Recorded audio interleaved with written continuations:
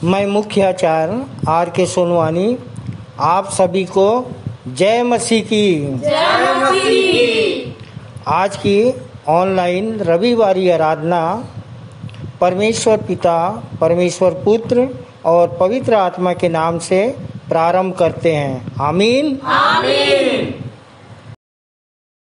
हम आज की आराधना प्रारंभ करते हैं। उसके पहले हम एक छोटी प्रार्थना कर लेंगे श्रीमती सुभी साहू के द्वारा, जो सीपत लगरा से है। आप सबको जय मसीह की। मेरा नाम सुभी साहू है। मैं लगरा खैरा से हूँ। मुझे विश्वास में आए 2 साल हो रही है। विश्वास में आने का कारण था कि मुझे बच्चे के लिए परेशानी हो रही थी, परंतु प्रभु का धन्यवाद हो कि उनकी दया करुणा मुझ पर हुई और आज मेरी एक छोटी बेटी है। इसलिए पिता परमेश्वर का धन्यवाद करती हूँ। आइए प्रार्थना में जाएं, हाथों को जोड़ें, आंखों को बंद करें और अपना ध्यान परमेश्वर की ओर लगाएं। महान सामर्थी अनुग्रहकारी प्रेमी पिता परमेश्वर, एक बार फिर से तेरे चरणों के नज़दीक में आते हैं पिता, और तुझे लाखों लाख धन्यवाद देते हैं पिता कि तूने हमें जीवित और जीतों के बीच में रखा और यह सुंदर अवसर दिया कि इस प्रार्थना के द्वारा आपसे बातचीत करने पाते हैं पिता। धन्यवाद देते हैं पिता कि इस ऑनलाइन आराधना के माध्यम से आपकी आराधना करने पाते हैं। धन्यवाद देते हैं पिता कि आपने हमें बीते सप्ताह संभाल कर रखा। इसके लिए भी हम आपको धन्यवाद देते हैं पिता। प्रार्थना करते हैं पिता इस पवित्र दिन के लिए जो आज आपने हमारे लिए ठहराया। आज जहाँ कहीं तेरे नाम से आराधना स्तुति होती है पिता, वहाँ आप उपस्थित होइए प्रभु जी। और प्रार्थना करते हैं पिता, गीतों का गाया जाना, वचनों का पढ़ा जाना, संदेशों का दिया जाना, सब आपको सुखदायक सुगंध के रूप में ग्रहण योग्य होने पाए पिता परमेश्वर। इन सभी बातों में आपको सारा आदर गौरव महिमा देते हुए और जो बातें छूटी है उनको आपके सर्व सामर्थ्य हाथों में सौंपते हुए और आगे की शेष आराधना को भी आपके सर्व सामर्थ्य हाथों में सौंपते हुए छोटी विनती प्रभु यीशु मसीह के धन्य और मीठे नाम में होकर मांग लेते हैं। आमीन। परमेश्वर की महिमा में हम कुछ गीतों को गा लेंगे और पहला गीत गाएंगे हमन गाना गावो से 12 नंबर। आप सब लोग निकाल लें। तुझको बुलाए यीशु राजा हो आजा, तेल मिले दिया लेके आजा। दूसरा गीत गाएंगे स्तुति के गीत से 226 नंबर, जय जय प्रभु यीशु, जय जय प्रभु यीशु की हालेलुया। आइए हम गीतों गाएं।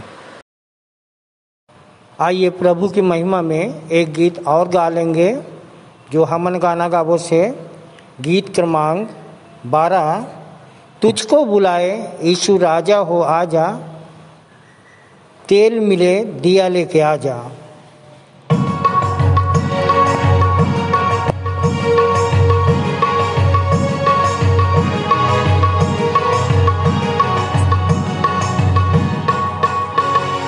तुझको बुलाए यीशु राजा हो आजा, तेल मिले दिया लेके आजा। मुझे हुई रूह को लेके आजा ओ आजा, तेल मिले दिया लेके आजा।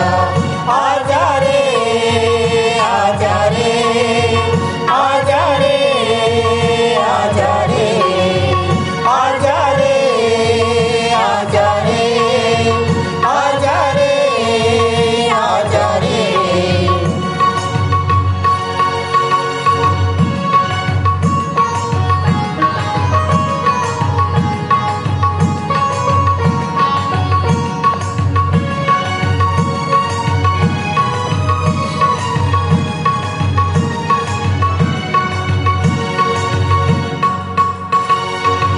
सुस्ती छोड़ो रे, जागो रे, वो बुलाता है तुम्हें, आओ रे, कहीं मौका न जाए और तू पछताए, करे फिर द्वार को बंद, खड़ा तू खटखटाए क्या। अब समय है होश में तू आजा ओ आजा, तेल मिले दिया लेके आजा, बुझी हुई रूह को लेके आजा ओ आजा, तेल मिले दिया लेके आजा, आजा रे आजा रे आजा रे आजा रे।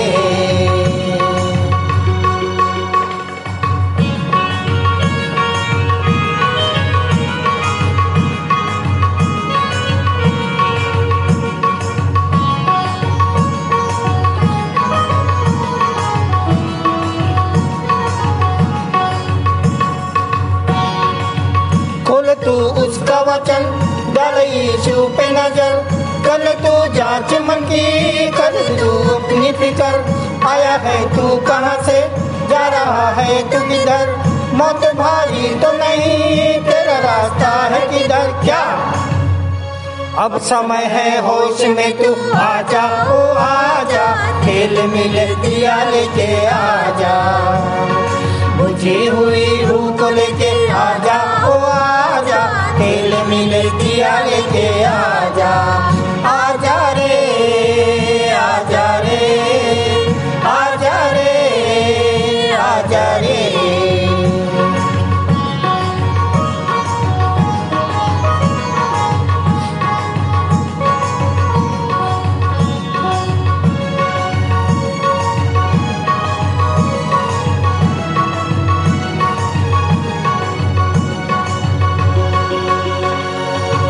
अरे तू होश कर ले कि कहाँ जा रहा है, कल तू यीशु आ रहा है, संग देखेंगे उसे जिन्होंने उसको छेदा, वो बचाएगा उन्हें, कर जो आज तौबा क्या।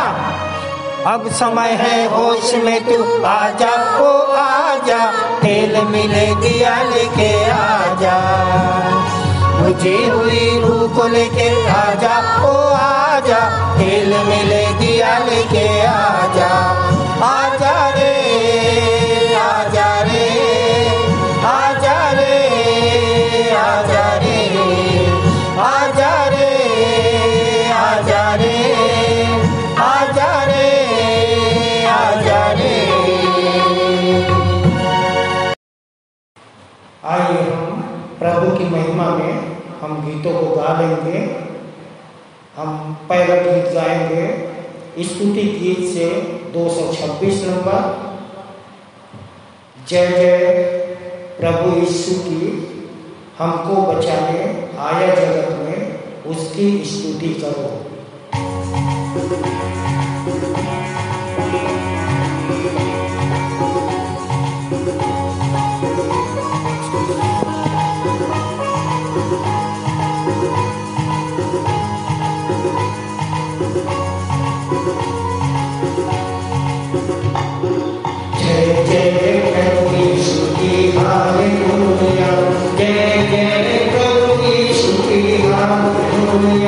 हमको बचाने आया जगत में, उसकी स्तुति करो, गाओ खुशी के गीत,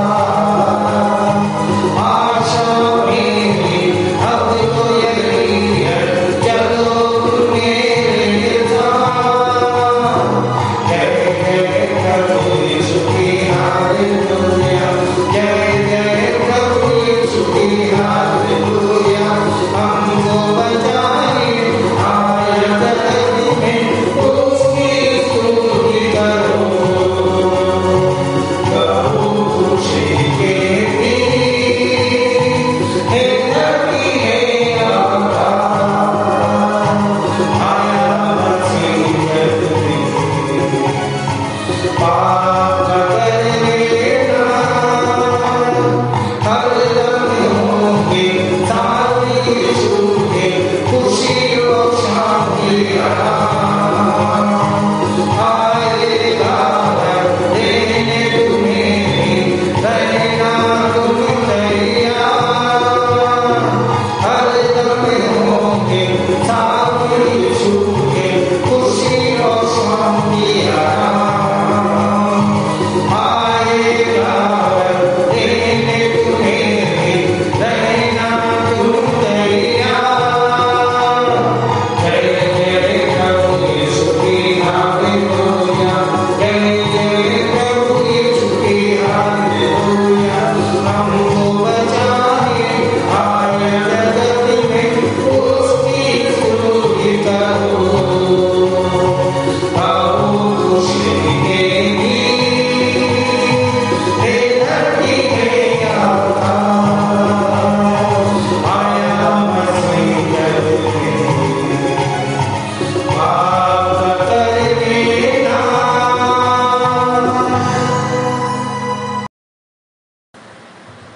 यहोवा अनुग्रहकारी और दयालु विलम्ब से क्रोध करने वाला और अति करुणामयी है यहोवा सबों के लिए भला है और उसकी दया उसकी सारी सृष्टि पर है हे यहोवा तेरी सारी सृष्टि तेरा धन्यवाद करेगी और तेरे भक्त लोग तुझे धन्य कहा करेंगे वे तेरे राज्य की महिमा की चर्चा करेंगे और तेरे पराक्रम के विषय में बातें करेंगे आइए हम अनुग्रहकारी दयालु परमेश्वर की आराधना में जाएं। आइए हम मुख्य आराधना के प्रारंभ में परमेश्वर की महिमा के लिए गीत गा लेंगे। स्तुति के गीत से 23 नंबर परम पवित्र ट्रैक परमेश्वर आ परम पवित्र ट्रैक परमेश्वर आ प्रभु आइए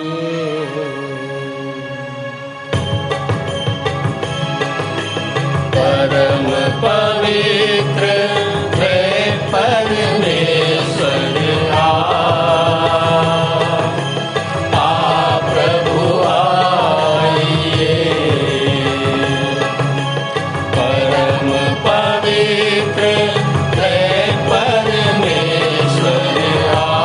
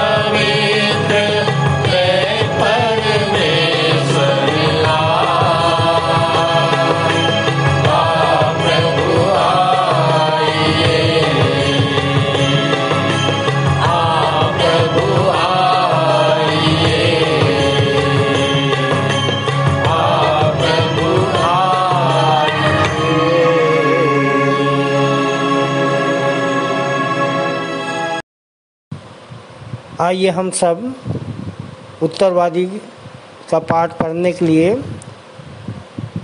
अपने अपने धर्मशास्त्र से निकाल लेंगे।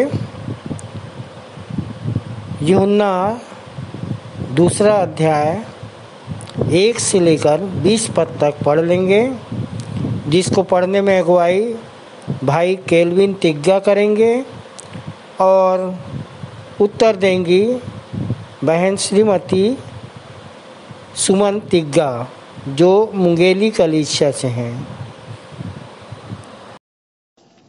आप सभी को जय मसीह की। मैं केल्विन तिग्गा मुंगेली कलीसिया से। आप सभी को जय मसीह की। मैं सुमन तिर्की मुंगेली कलीसिया से। आज का उत्तरवादी पाठ हम पढ़ेंगे जो लिखा है यूहन्ना रचित सुसमाचार, उसके अध्याय 2 1 पद से लेके 20 पद सब हम एक साथ मिलकर पढ़ेंगे। पहला पद मैं पढ़ूंगा और दूसरा पद आप सुमन के साथ होकर आप सब मिलकर पढ़ेंगे। फिर तीसरे दिन गलील के काना में किसी का विवाह था और यीशु की माता भी वहां थी। यीशु और उसके चेले भी उस विवाह में निमंत्रित थे। जब दाखरस घट गया तो यीशु की माता ने उससे कहा, उनके पास दाखरस नहीं रहा। यीशु ने उससे कहा, हे महिला, मुझे तुझसे क्या काम? अभी मेरा समय नहीं आया। उसकी माता ने सेवकों से कहा, जो कुछ वह तुमसे कहे वही करना।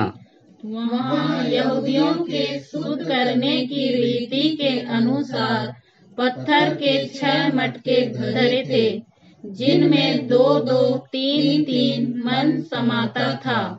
यीशु ने उनसे कहा, मटकों में पानी भर दो। उन्होंने उन्हें मुँहामुँह भर दिया। तब उसने उनसे कहा, अब निकाल कर भोज के प्रधान के पास ले जाओ। और वे ले गए।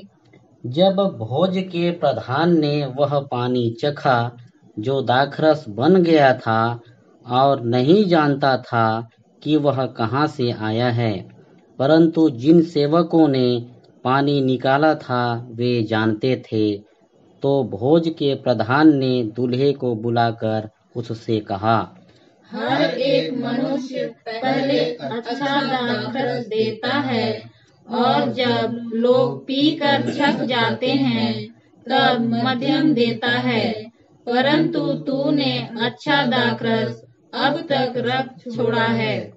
यीशु ने गलील के काना में अपना यह पहला चिन्ह दिखाकर अपनी महिमा प्रकट की और उसके चेलों ने उस पर विश्वास किया।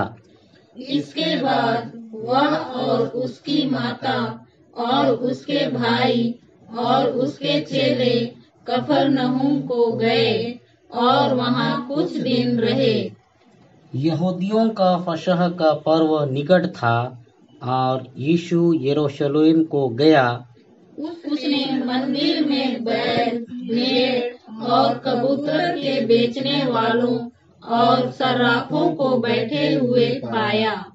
तब उसने रस्सियों का कोड़ा बनाकर सब भेड़ों और बैलों को मंदिर से निकाल दिया और सर्राफों के पैसे बिखेर दिए और पीढ़ों को उलट दिया। और कबूतर बेचने वालों से कहा, इन्हें यहाँ से ले जाओ, मेरे पिता के घर को व्यापार का घर मत बनाओ। तब उसके चेलों को स्मरण आया कि लिखा है, तेरे घर की धुन मुझे खा जाएगी। इस पर यहूदियों ने उससे कहा, तू जो यह कहता है, तू हमें कौन सा चिन्ह दिखाता है? यीशु ने उनको उत्तर दिया, इस मंदिर को ढा दो और मैं इसे 3 दिन में खड़ा कर दूंगा। आखिरी वचन हम एक साथ मिलकर पढ़ेंगे। यहूदियों ने कहा, इस मंदिर के बनाने में 40 वर्ष लगे हैं और क्या तू इसे 3 दिन में खड़ा कर देगा? परमेश्वर पिता इस वचन को पढ़े जाने और सुने जाने में बहुतायत की आशीष दे। आमीन।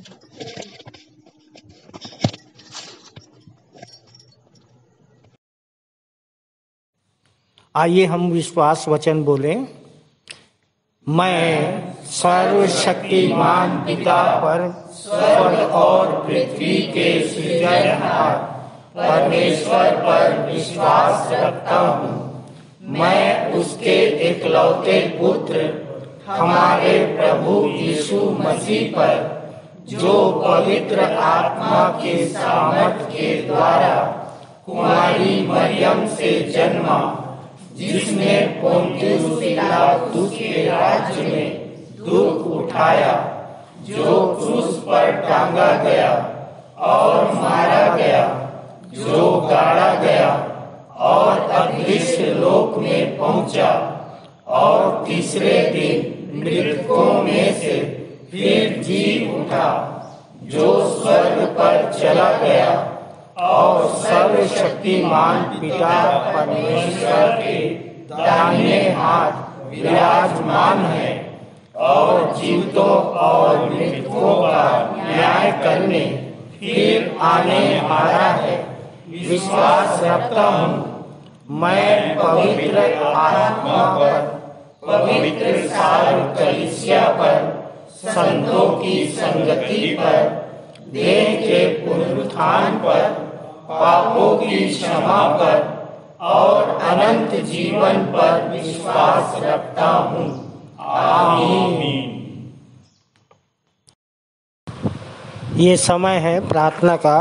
हम प्रार्थना में जाएंगे और प्रार्थना करने में हमारी अगुवाई हमारे मंदिर की सहायक आचार्य श्रीमती सुनैना सिंह करेंगी। आप सभी को जय मसीह की। मेरा नाम श्रीमती सुनैना सिंह है। आइए हम प्रार्थना में जाएं। हाथों को जोड़ें, आंखों को बंद करें और मन परमेश्वर की ओर लगाएं।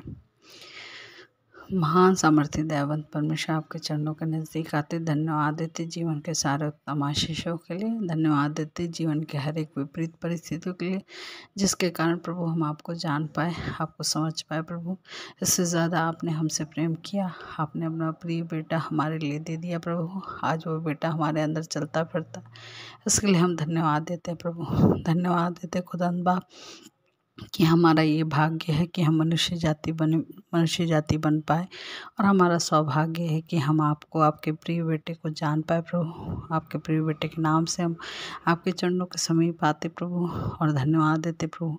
जिंदों के बीच पाए जाते हैं, आपके दास भक्तों की संगति में पाए जाते हैं प्रभु, इसके लिए धन्यवाद देते हैं। विश्वासी मंदिर के लिए खुदावंद बाप, जहाँ की संगति में होकर प्रभु हम आपके राज्य के बारे में जानने और समझने पाते हैं। अपने गुरुओं के लिए, अपने संचालक जी के लिए, अपनी संचालिकाओं के लिए, पासबानों के लिए, आचार्यों के लिए खुदावंद बाप, जिनके द्वारा प्रभु हम आपके राज्य के कार्य को समझने पाते हैं। प्रभु, दयावंत परमेश्वर होने दीजिए उनको, उनके पूरे परिवार को आप आशीषित करना। प्रभु, धन्यवाद देते हैं अपने देश के लिए प्रभु, जिस देश में हम हैं प्रभु, स्वच्छंद और स्वतंत्र होकर हम आपकी नाम की महिमा बढ़ाई करने पाते हैं। प्रभु, दयावंत परमेश्वर धन्यवाद देते हैं अपने देश के अगुओं के लिए, अपने अधिकारियों के लिए। प्रभु, होने दीजिए इन्हें भी बुद्धि और समझ की आत्मा दीजिए कि आपके डर भय में होकर देश का संचालन करने पाए। प्रभु, दयावंत परमेश्वर होने दीजिए आज जो वचन बोला जाए प्रभु, वो हमारे दिल दिमाग में 60 गुना 70 गुना फल लाने पाए। हमारे गीतों का गाना, हमारे भेंटों का देना प्रभु, और ऑनलाइन के द्वारा जो भी हम आपकी आराधना करते हैं प्रभु,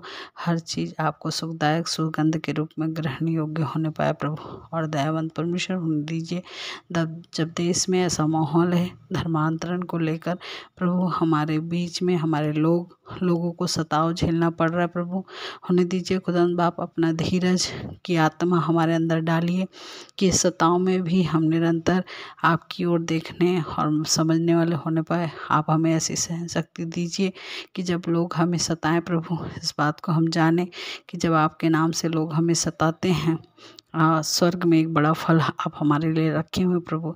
ऐसे धीरज के साथ इन सताओं को सहते हुए निरंतर आगे बढ़ने वाले होने पाए प्रभु। और होने दीजिए प्रभु, जो हमें सताते हैं उन सबको भी हम माफ़ करते हैं प्रभु। आपने हमें प्रेम करना सिखाया, उनसे भी हम प्रेम कर कर आपके नाम के, आपके राज्य की महिमा की बढ़ाई उनके जीवन से और होने पाए प्रभु। उनका भी मन परिवर्तन होने पाए प्रभु, क्योंकि जब आप साउल को पौलुस बना सकते हैं प्रभु, तो ये जो आज सता रहे हैं प्रभु, ये क्यों नहीं पौलुस बन सकते हैं खुदावंद बाप। दयावंत परमेश्वर, हर एक आत्मा आपकी इनके साथ और संग साथ होने पाए प्रभु। स्वर्गदूतों का पहरा दीजिए प्रभु। और जो लोग आपके नाम से प्रचार करते हो, निरंतर और धैर्य और उत्साह के साथ आपके राज्य का प्रचार करने पाए प्रभु। दयावंत परमेश्वर, होने दीजिए जितने लोग मंदिर में पहली बार आए हैं प्रभु, उन सब की मनोकामनाएं आपके नाम से पूर्ण होने पाए प्रभु। हर एक की समस्या आपके नाम से दूर होने पाए प्रभु। दयावंत परमेश्वर, धन्यवाद देते हैं, आपने हमारी प्रार्थना सुनी, हाँ और आमीन में जवाब दिया। बड़े धन्यवाद के साथ इस विनती को अपने उद्धार करता प्रभु यीशु मसीह के धन्य और मीठे नाम में मांग लेते हैं, आमीन।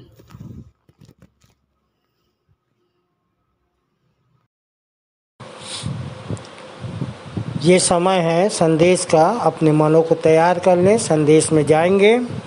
हम इस समय 2 संदेश सुन लेंगे।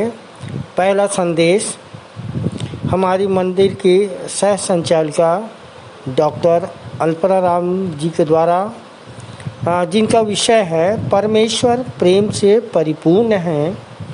परमेश्वर प्रेम से परिपूर्ण है, सो प्रेम की आज्ञा पूरा करना महत्वपूर्ण है। मत्ती 22:37 पर इन दीदी का संदेश आधारित है।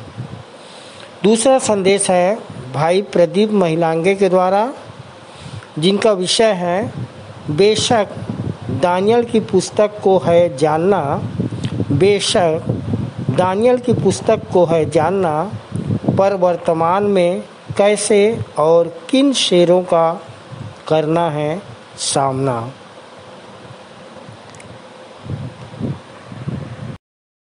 आप सबको जय मसीह की। मैं डॉक्टर अल्पना राम, मुझे विश्वासी मंदिर आते हुए हो गए हैं 20 साल और प्रतिदिन देख रही हूँ परमेश्वर का कमाल।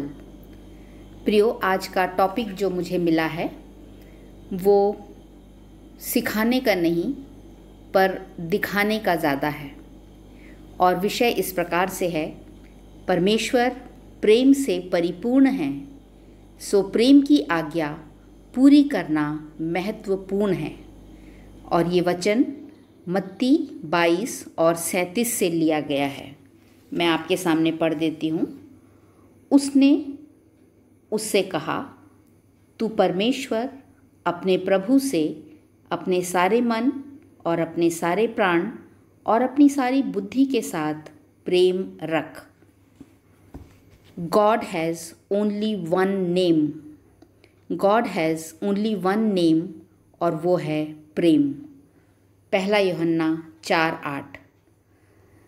जब परमेश्वर स्वयं प्रेम है तो उसके गुण, उसकी आदतें, उसका व्यवहार, उसके सोच विचार, उसका निर्णय, उसकी वाणी, सब में प्रेम है। हम में से बहुतों ने साधु और बिच्छू के बारे में कहानी सुनी होगी। एक सिद्ध साधु था, वो नदी में नहा रहा था और उसने देखा कि एक बिच्छू नदी की धार में बह रहा है। उसने सोचा इसका जीवन संकट में है। उसने बिच्छू को हाथ में उठाया और उसे बचाना चाहा, लेकिन बिच्छू ने उसके हाथ को काट लिया। और इसी प्रकार से 3 बार हुआ। वो बिच्छू को बचाता, बिच्छू उसके हाथ को काट लेता। और उसी नदी में एक और व्यक्ति नहा रहा था। उसने उस साधु जी से पूछा कि ये बिच्छू आपको काटता है और आप उसको बचाते ही जाते हैं। तो उन्होंने एक बहुत अच्छा उत्तर दिया और कहा कि जब ये बिच्छू अपना स्वभाव नहीं छोड़ता है तो मैं एक सिद्ध साधु हूँ, मैं अपना बचाने का स्वभाव क्यों छोड़ूं? प्रियो, पूरी बाइबल को एक शब्द में कर सकते हैं सीमित, पर 2.5 अक्षर का प्रेम है अपरिमित। कबीरदास जी ने बहुत अच्छा एक दोहा लिखा है। 7 समंद की मसी करौं, लेखनी सब बनराई, धरती सब कागद करौं, हरिगुण लिखा ना जाई।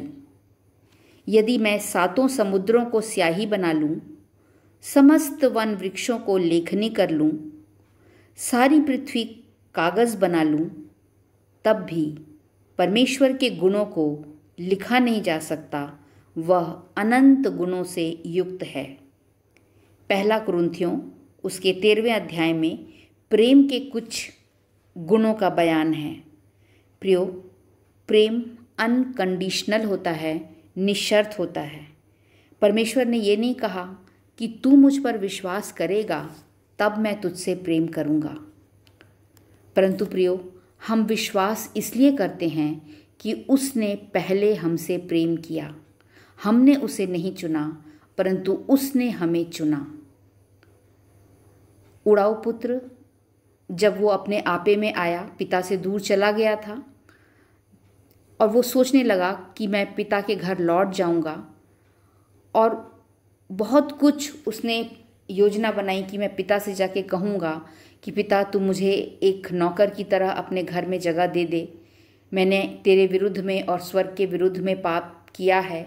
और इस प्रकार से काफ़ी साहस जुटाकर जब वो आया, पिता ने उसे गले लगा लिया। प्रियो, ये है प्रेम। पतरस ने 3 बार इनकार कर दिया, यीशु का प्रिय चेला, परंतु यीशु ने उसको कभी नहीं निकाला। 2 कुरिन्थियों 5:14 में लिखा है, क्योंकि मसीह का प्रेम हमें विवश कर देता है। इफिसियों 3:19 में कहता है, मसीह का प्रेम ज्ञान से परे है। और कुलूसियों 3:14, मसीह का प्रेम सिद्धता का कटिबंध है। प्रियो, परमेश्वर ने हमें अपने सारे मन, प्राण, बुद्धि और शक्ति से प्रेम किया।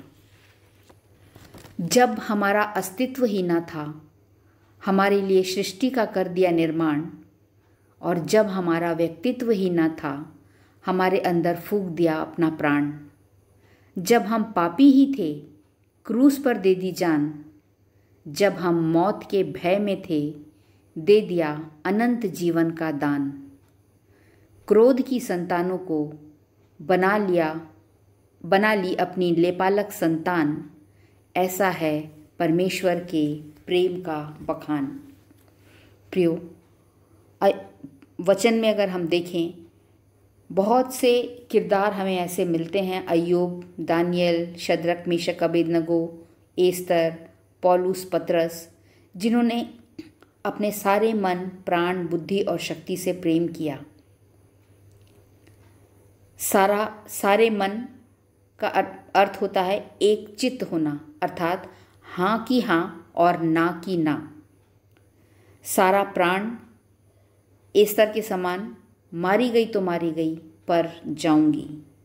सारी बुद्धि अर्थात विवेक, अय्यूब ने कहा जब शैतान ने उसको बहुत दुख दिया, अय्यूब ने कहा, मैं अपनी माँ के पेट से नंगा आया था और नंगा चला जाऊंगा। सारी शक्ति, जक्कई ने कहा, यदि मैंने किसी का एक ले लिया है तो मैं उसे 4 गुना फेर दूंगा। तो हम बहुत से ऐसे लोगों के बारे में पढ़ते हैं जिन्होंने सारे मन, प्राण, बुद्धि और शक्ति से प्रेम किया। मैं बचपन से क्रिश्चियन फैमिली से हूँ और मैंने बहुत सारी मीटिंग्स और कॉन्फ्रेंस और चर्च अटेंड किए, परंतु वर्तमान में मुझे ऐसे व्यक्ति देखने को नहीं मिले, या हैं तो बहुत कम हैं। पर जब मैं विश्वासी मंदिर आई तो यहाँ के संचालक जी को मैंने देखा कि कैसे उन्होंने मन, प्राण, बुद्धि और शक्ति के साथ प्रेम किया, और मुझे भी अब हौसला मिलता है कि अब मैं भी ऐसा ही प्रेम कर सकूं।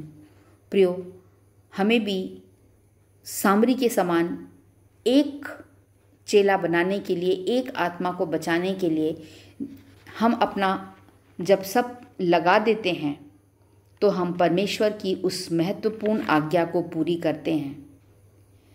मैं ज़्यादा नहीं कहूँगी, 4 पंक्तियाँ मैंने लिखी हैं, उसको मैं आपके सामने पेश करना चाहूँगी। मत्ती 19 के जवान को ज़्यादा प्रिय थी मनी, पैसा। मत्ती 19 के जवान को ज़्यादा प्रिय थी मनी, सो यीशु को कहना पड़ा, स्वर्ग राज में प्रवेश न कर सकेगा धनी। सामरी ने तो लगा दिया सारा, पर आज दशवांश में भी डोल जाता है ईमान हमारा। सामरी ने तो लगा दिया सारा, पर आज दशवांश में भी डोल जाता है ईमान हमारा। चाहते हैं परमेश्वर दे हमें आकाश के झरोखे खोलकर, चाहते हैं हम कि परमेश्वर दे आकाश के झरोखे खोलकर, और हम प्रेम करते हैं सिर्फ बोलकर। प्रियो, दशवांश तो ईमानदारी से देकर देखें, सारा लगाने का हो जाएगा जुनून। दशवांश तो ईमानदारी से देकर देखें, सारा लगाने का हो जाएगा जुनून, क्योंकि प्रेम की आज्ञा पूरी करना है महत्वपूर्ण, क्योंकि प्रेम की आज्ञा पूरी करना है महत्वपूर्ण। परमेश्वर अपने इस छोटे से वचन पर आशीष दे। प्रेम से परिपूर्ण परमेश्वर के प्रेम की कम शब्दों में संदेश के माध्यम से व्याख्यान करने के लिए हम अपने सह संचालिका डॉक्टर अल्पना राम दीदी को बहुत बहुत धन्यवाद देते हैं। तालियां।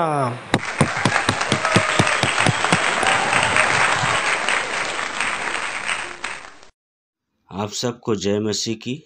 मेरा नाम प्रदीप महिलांगे है और मुझे प्रभु यीशु मसीह को जाने हुए 12 वर्ष हो गए। मेरी गवाही यह है कि मैं विकलांग होने के कारण हमेशा अशांत और दुख से भरा रहता था और हीन भावना से ग्रसित हो गया था और सोचता था मेरे साथ ही ऐसा क्यों हुआ। पर जब मैं विश्वासी मंदिर की संगति में गया, प्रभु यीशु मसीह के वचनों से मेरे अंदर आत्मविश्वास बढ़ा और मुझे अपने आप से प्रेम हो सका। तब से यीशु मसीह की संगति में रहता हूँ और विश्वासी मंदिर में बना हुआ हूँ। परमेश्वर पिता का धन्यवाद हो कि मुझे पिछले सप्ताह परमेश्वर के वचन को बांटने के लिए चुना गया है और मुझे टॉपिक दिया गया है जिसका विषय है बेशक दानियल की पुस्तक को है जानना, बेशक दानियल की पुस्तक को है जानना, पर वर्तमान में कैसे और किन शेरों का करना है सामना। इन्हीं विषयों पर हम चर्चा करेंगे। हम जानते हैं कि दानियल का पुस्तक पुराना नियम का प्रकाशित वाक्य है जो हमें वर्तमान काल, भूतकाल और भविष्य काल की गहरी शिक्षाओं से अवगत कराता है। हम पुराने नियम की पुस्तकों से और उसके दास भक्तों के द्वारा परमेश्वर के प्रति प्रेम, संघर्ष और उसके विश्वास को हम अपने जीवन में लाकर हम अपने आत्मिक जीवन में आगे बढ़ने का प्रोत्साहन प्राप्त कर सकते हैं और वर्तमान समय में हम उन शेरों का सामना कर सकते हैं, जैसा कि आज का हमारा टॉपिक है, उन शेरों का करना है सामना। पहला पतरस 5:8 में लिखा है, सचेत हो और जागते रहो, क्योंकि तुम्हारा विरोधी शैतान गरजने वाले सिंह के समान इस खोज में रहता है कि किसको फाड़ खाए। अर्थात शेर और कोई नहीं पर शैतान की ओर इंगित कर रहा है। परंतु आज के परिवेश में शैतान शेर के समान नहीं आता है और न ही वो सींग लगा कर आता है, परंतु आज मेरे और आपकी तरह मनुष्य बनकर आता है और उसके निशाने पर हम मसीह लोग 100% रहते हैं, क्योंकि 2 कुरिन्थियों 11 उसके 14 के अनुसार शैतान आप भी ज्योतिर्मय स्वर्गदूतों का रूप धारण करता है। कुलुस्सियों 2:8 में जैसा लिखा है कि हमारे मसीह शिक्षा के तत्व ज्ञान को अहेर कर लेते हैं और उसमें मनुष्यों और संसार की आदि शिक्षा को मिलावट करके हमारी आत्मिकता वाली राह से भटका देते हैं। ऐसे झूठे प्रचारकों और शिक्षक उन शेरों अर्थात शैतान के समान हैं जो हमें फाड़ खाने को हमेशा तैयार रहते हैं। अतः ऐसे प्रचारकों से बचने के लिए बाइबल हमें पहले से आगाह किया है, जिसे हम समझने का प्रयास करते हैं। ऐसे कई प्रचारक हैं प्रियो, जिसमें से एक ऐसा प्रचारक है मोटिवेशन प्रचारक अर्थात प्रेरणादायक प्रचारक। इनका मानना है कि मसीह में आ जाओ, नौकरी मिल जाएगी, घर बन जाएगा, बिजनेस में सफलता मिल जाएगी, पैदल हो कार में चलोगे, शादी नहीं हो रही है शादी हो जाएगी। अर्थात इन ऐसे प्रचारकों का मानना है कि प्रभु यीशु मसीह चार्टेड अकाउंटेंट है अर्थात सीए है, जो हमें सलाह देते रहते हैं कि कैसे लाभ और पैसा कमा सके। जबकि परमेश्वर का वचन कहता है लूका 12:15 में, चौकस रहो और हर प्रकार के लोभ से अपने आप को बचाए रखो, क्योंकि किसी का जीवन उसकी संपत्ति के बहुतायत से नहीं होता। वैसे ही दूसरे प्रकार के प्रचारक होते हैं जिसे हम चमत्कारिक प्रचारक कह सकते हैं। ऐसे प्रचारकों का मानना है कि तुम मेरे ही पास आओ, तभी तुम्हारे बीमारी से चंगाई मिल पाएगी। अर्थात ऐसे प्रचारक डिस्पेंसरी खोलकर बैठे हैं। जबकि परमेश्वर का वचन कहता है मरकुस 5 और उसके 38 के अनुसार, मंदिर का पर्दा फट चुका है और अब हम भी मत्ती 6:6 के अनुसार पिता से डायरेक्ट प्रार्थना करके चंगाई प्राप्त कर सकते हैं। हमें ऐसे प्रचारकों से, ऐसे शेरों से बचना है।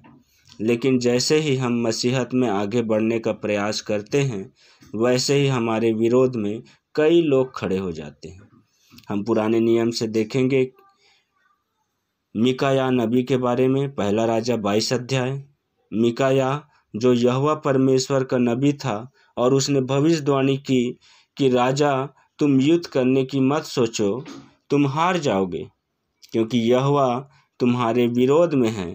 लेकिन मिकायाह के विरुद्ध 400 नबी खड़े हो गए और वे सब भविष्यवाणी करने लग गए। क्या करने लग गए? सब भविष्यवाणी करने लग गए और वो राजा से कहने लगे, राजा तुम युद्ध करो, जीत तुम्हारी पक्की है। दानियल, वैसे ही हम दानियल के 6 अध्याय में देखते हैं, दानियल के विरुद्ध 119 लोग खड़े हो गए। लेकिन हमें मालूम है प्रियो कि दानियल सिंहों के मान में जाना स्वीकार किया, परंतु परमेश्वर के विरुद्ध नहीं गया। परंतु दानियल भी यह सोच सकता था कि केवल 30 दिनों की ही तो बात है और फिर राजा मनुष्य ही तो है, कोई मूर्ति तो नहीं है, और मेरा स्वामी भी तो है जो उसको दंडवत करने में क्या बुराई है, उसी के द्वारा ही तो मेरी रोजी रोटी चलती है, ऐसा सोच सकता था। परंतु हम जानते हैं कि दानियल सिंह के माद में पहुंचाया गया और परमेश्वर ने उनको उन शेरों से उनकी मदद की। कहने का आशा है प्रियो, नीति वचन 3 का 5 और 6 में लिखा है, तू अपनी समझ का सहारा ना लेना, वरन संपूर्ण मन से यहोवा पर भरोसा रखना, उसी को स्मरण करके सब काम करना, तब वह तेरे लिए सीधा मार्ग निकालेगा। अर्थात हमें परमेश्वर के काम करते रहना है, चाहे दुनिया विरोध में ही क्यों ना हो। इसलिए परमेश्वर भीड़ नहीं परंतु एक व्यक्ति को चुनता है जिसके साथ वह अपना सीधा मार्ग निकाल सके। जैसे कि हम कई उदाहरण देख सकते हैं। अब्राहम को चुना तो उसने ऊर देश से दूर देश निकल गया और परमेश्वर के लिए भटकना पसंद किया। मूसा को चुना तो उसने मिस्र के वैभव को छोड़कर अपने लोगों के साथ दुख में रहना पसंद किया। स्तिफनुस को चुना जो खाने पीने का प्रबंध करने वाला था, उसने परमेश्वर के लिए मृत्यु को पसंद किया। पौलुस को चुना जो सेनापति की रौबदार नौकरी छोड़कर परमेश्वर के प्रचार के लिए मारा फिरा। प्रियो, हम इन लोगों से क्या सीखते हैं? और मैं एक और नाम लेना चाहूँगा जिसे हम सब जानते हैं, वो है हमारे विश्वासी मंदिर के संचालक श्री जेरल लाल अंकल जी, उसने भी परमेश्वर की बुलाहट के लिए नौकरी छोड़ दी और पागल और सनकी कहलाए। क्यों कहलाए? क्योंकि परमेश्वर का वचन हम तक पहुंचाए। और आज जितने लोगों को सुसमाचार बताया जा रहा है और वो सब अपने व्यक्तिगत यीशु मसीह को उद्धारकर्ता के रूप में ग्रहण कर रहे हैं। हम ऐसे अगुओं के लिए, ऐसे परमेश्वर के लिए धन्यवाद करते हैं जो एक व्यक्ति को चुनता है और उसके द्वारा हमारे अपने कार्यों को करता है। सो प्रियो, अंत में मैं सिर्फ इतना कहना चाहता हूँ, क्योंकि परमेश्वर को क्वांटिटी नहीं क्वालिटी पसंद है। क्योंकि परमेश्वर को क्वांटिटी नहीं क्वालिटी पसंद है, भीड़ नहीं पर एक भेड़ पसंद है। तो क्यों ना करे मत्ती 28:18 की सुसमाचार की तैयारी। तो क्यों ना करे मत्ती 28:18 की सुसमाचार की तैयारी, क्योंकि आज मेरी और आपकी है बारी। धन्यवाद। सबको जय मसीह की। भाई प्रदीप महिलांगे को प्रभु बहुतायत की आशीष दे। सुंदर संदेश के लिए जो अपने विषय पर जो दिए, बहुत ही सुंदर संदेश था। हम भाई महिलांगे को एक बार पुनः हम धन्यवाद देते हैं। प्रभु की आशीष उन पर हमेशा बने रहे, ज्ञान बुद्धि और समझ से और भी परिपूर्ण करे। तालियां।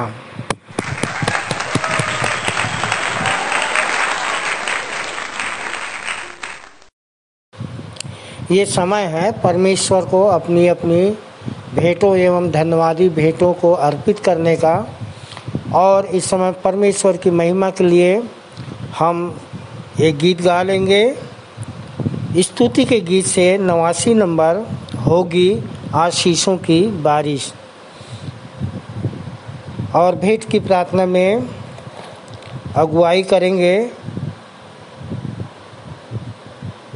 भाई दुर्जन जोगी, जो इमली भाटा से हैं।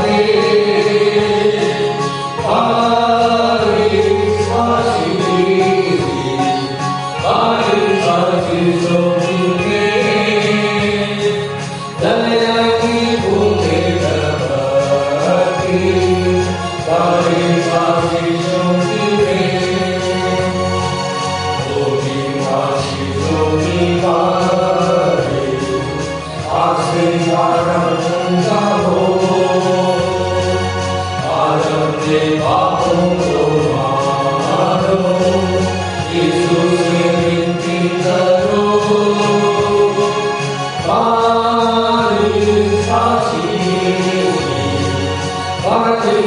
आशीषों की भेंट, दया की बूंदें बरसाती, बारिश आशीषों की भेंट।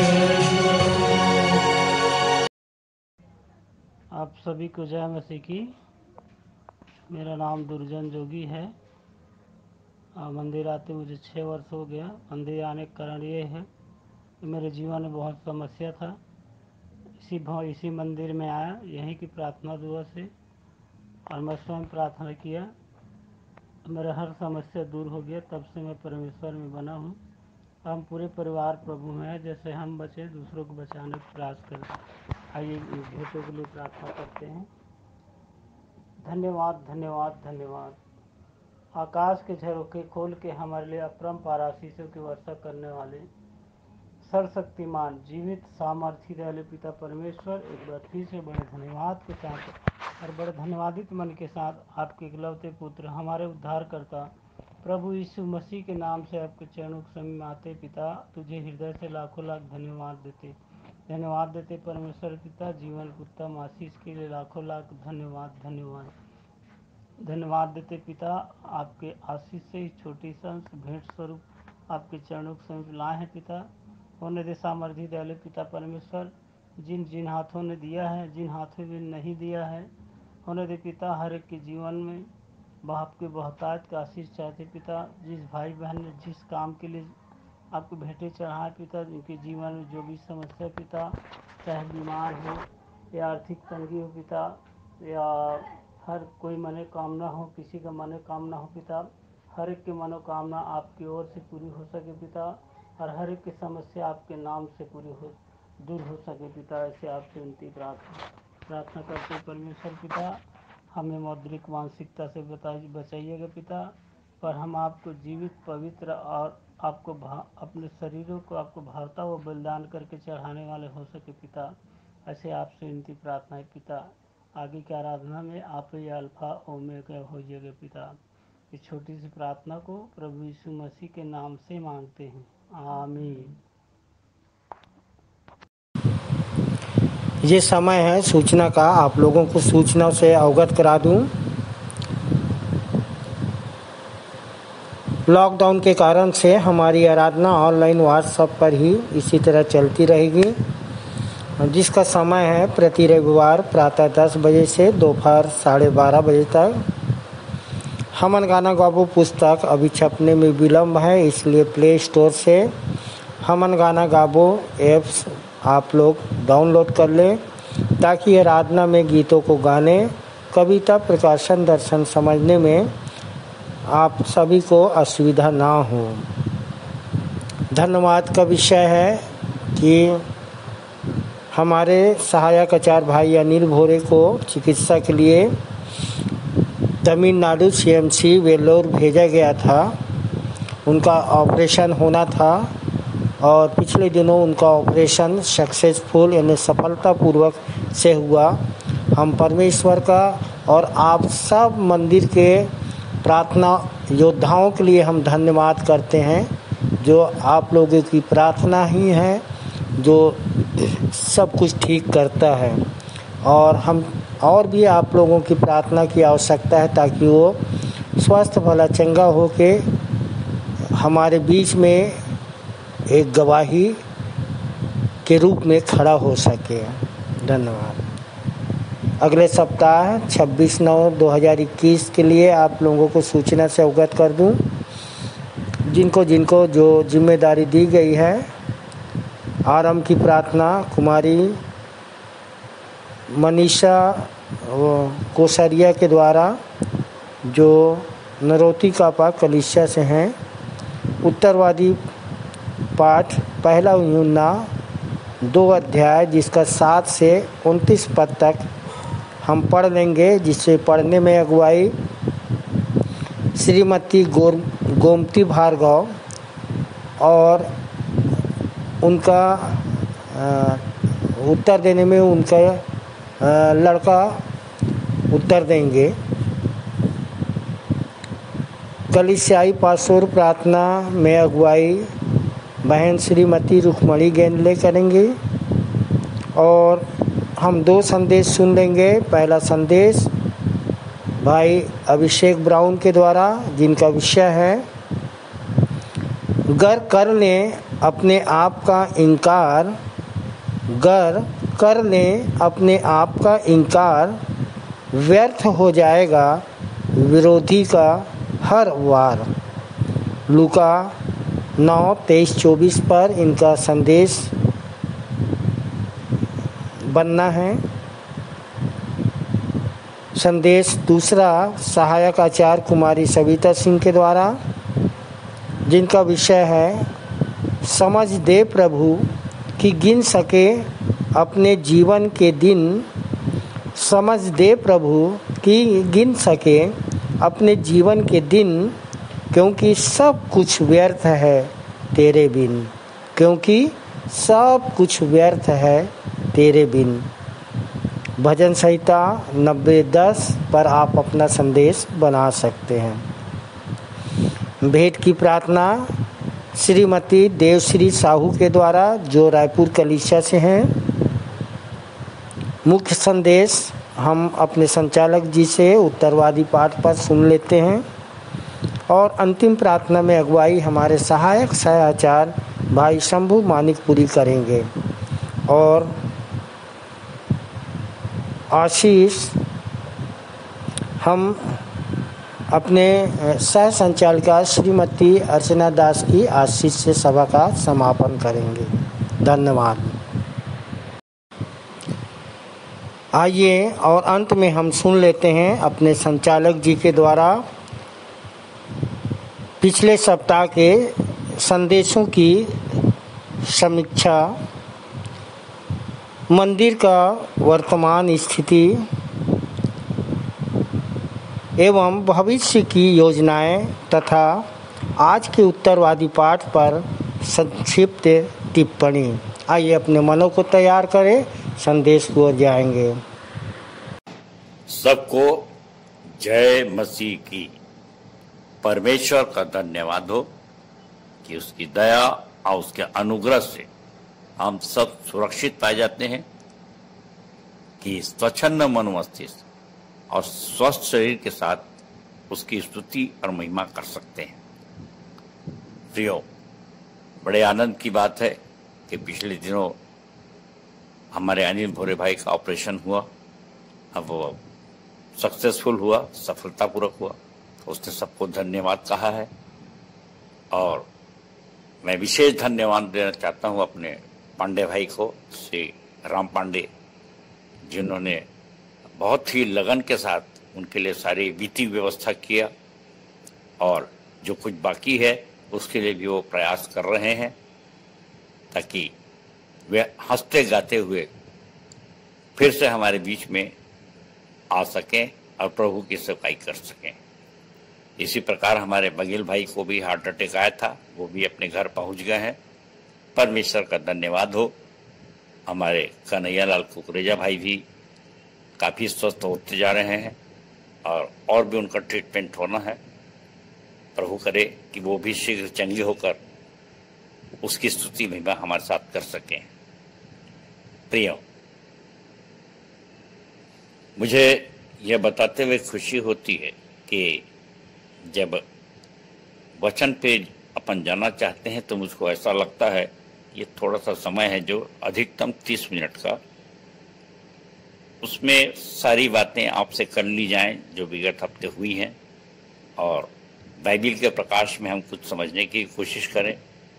तो मैं ये बताना चाहता हूँ कि सिर्फ टिप्पणियाँ हैं, थोड़ा थोड़ा भाग उसमें ले सकते हैं। और इस कारण से मैं स्मरण करता हूं कि पिछले दिनों में और हमारे खासकर छत्तीसगढ़ में बहुत ही ज़्यादा सताव की बातें आ रही हैं और कैसे परमेश्वर निरंतर हर बात में हमारे और हमारे लोगों की अगुवाई करता है। और जो कुछ लिखा हुआ है कि मेरे नाम के कान से लोग तुम्हें सताएंगे, झूठ बोल बोल कर तुम्हारी निंदा करेंगे, तुम महासभाओं में सौंपे जाओगे, और ये सब स्थिति हमारे बीच में आ रही है। परंतु तुम्हारा मन विचलित ना हो, घबराना नहीं, डरना नहीं। जो कुछ बोलना है मैं तुम्हारे अंदर से बोलूंगा, बोलने वाले तुम नहीं होगे। कितने कितने कितने आनंद की बात है। तो बस अपना हौसला बनाए रखिए और हर एक परिस्थिति का सामना करिए। और जैसे लिखाया है, शैतान का सामना करो तो तुम्हारे सामने से भाग जाएगा। और आपको सबको याद आ रहा होगा पिछले हफ्ते की बातें, जबकि हमारी बहन सहायक संचालिका श्रीमती अर्चना दास ने ये संदेश दिया था और उनका विषय था शैतान कब करता है कब्जा। शैतान कब करता है कब्जा, हम कैसे बनाए रखें, हम कैसे बनाए रखें जज्बा। सो मेरे प्रियो, बहन ने बहुत ही अच्छे ढंग से हमको उन वचनों को रखा और वो याकूब 4:7 से था जो मैंने भी पढ़ा कि इसलिए परमेश्वर के अधीन हो जाओ और शैतान का सामना करो तो वह तुम्हारे पास से भाग निकलेगा। और आज हमको सामना करना है और नहीं तो उसका कब्जा हो जाएगा। और कब्जा कर, जैसे बहन ने बताया था, किसी चीज पर नियंत्रण कर लेना और वो आप पर भी कहीं नियंत्रण ना कर ले। सो काफी अच्छा उन्होंने स्पष्ट समझा दिया इस शब्द को, कब्जा को। और मैं जज्बा पे आ रहा हूं कि जज्बा का अर्थ है हौसला, आत्मविश्वास, एक चित्तापन, दो चित्तापन ना होने पाए। क्योंकि यदि दो चित्ता हो जाएगा तो इसी याकूब के पहले और 7वें पद में इस प्रकार से लिखाया है, ऐसा मनुष्य यह न समझे कि मुझे प्रभु से कुछ मिलेगा। वह व्यक्ति दुचित्ता है और अपनी सारी बातों में चंचल है। मैं चाहता हूं कि एक बहुत ही चलती हुई कविता है, बहुत ही कई बार आप लोगों ने सुना होगा, पर यहां पर चूंकि उसका संदर्भ है इसलिए मैं याद करना चाहता हूं कि मंजिलें उन्हीं को मिलती है जिनके सपनों में जान होती है। मंजिलें उन्हीं को मिलती है जिनके सपनों में जान होती है। सिर्फ पंखों से कुछ नहीं होता दोस्तों, सिर्फ पंखों से कुछ नहीं होता दोस्तों, हौसलों से उड़ान होती है। सो मेरे प्रियो, हौसला बनाए रखिए, परंतु सतर्क भी किया। बहन ने बहुत अच्छे समझाया। रोमियो 12:3 को यद्यपि संदर्भ नहीं बोला, पर उसमें लिखा ये है कि जितना समझना चाहिए उससे बढ़कर कोई अपने आप को नहीं समझे। और ये बिना घमंड शब्द बोले उसने कहा। मैं यहां बता रहा हूं, अर्थात उसमें कैसे घमंड प्रवेश कर जाता है, कैसे शैतान कब्जा कर लेता है उसको, ये हमारे लिए एक बहुत ही जानने की चीज है। और जैसा मैं हमेशा बताता हूं कि हमारे पास सामन गाना कानून पुस्तक में शुरू से ये हमारी चर्चा होती रही, विवाद होता रहा है। और ये कोई छोटा मोटा शब्द नहीं है, घमंड। और इसके लिए काफी अच्छे तरीके से हमने हमारे पृष्ठ हमन गाना कानून के पृष्ठ 22 में ज्ञान और घमंड और ये सब हमने लिखा है और आप उसको अच्छे से पढ़ सकते हैं। अर्थात कब ये घमंड हमारे अंदर घुस जाए हमको पता नहीं चलता। बहन ने बहुत बहुत ढेर सारे उदाहरण दिए। पतरस में कब घुसा, हनन्याह सफीरा में कब घुसा और लूसीफर पे कब घुसा, बहुत ढेर सारे नाम हैं।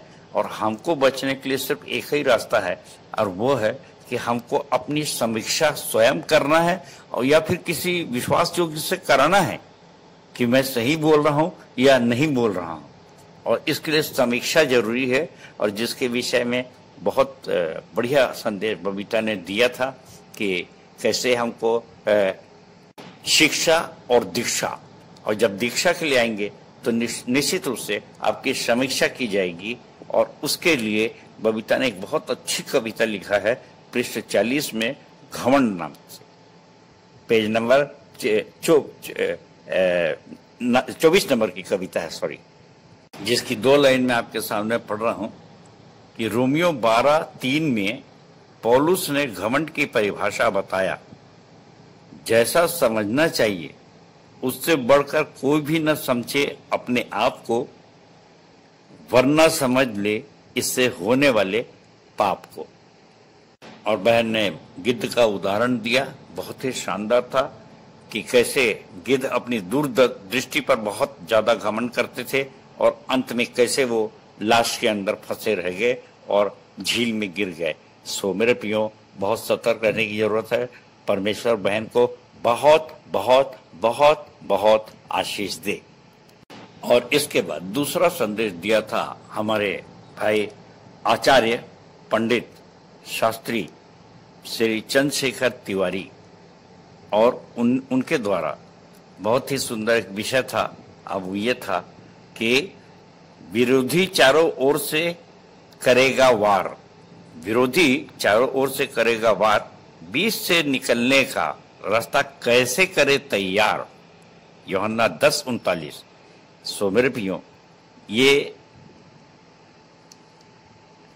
विरोधी साधारणतः साम दाम दंड भेद, ये राजनीति के 4 जो गुण है, ये चाणक्य ने समझाया था।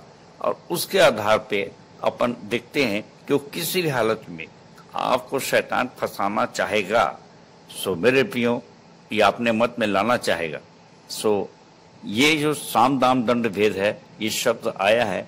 और इसके लिए एक कविता जो मैंने बहुत पहले लिखी थी, हे सोने वाले जाग, और उसकी कुछ चंद लाइनें हैं जो सावधानी पर है, सावधानी बताई गई है। उसकी मैं कुछ लाइन पढ़ रहा हूं। कुछ लोग मसीहियत को आज भी राजनीति से जोड़ते हैं। ये हैं सेना शैतानों की जो सरदूतों का भेष ओढ़ते हैं। सावधान हो, सावधान हो। मसीह ने कहा, मेरा राज्य पृथ्वी का राज्य नहीं, यूहन्ना 18:36।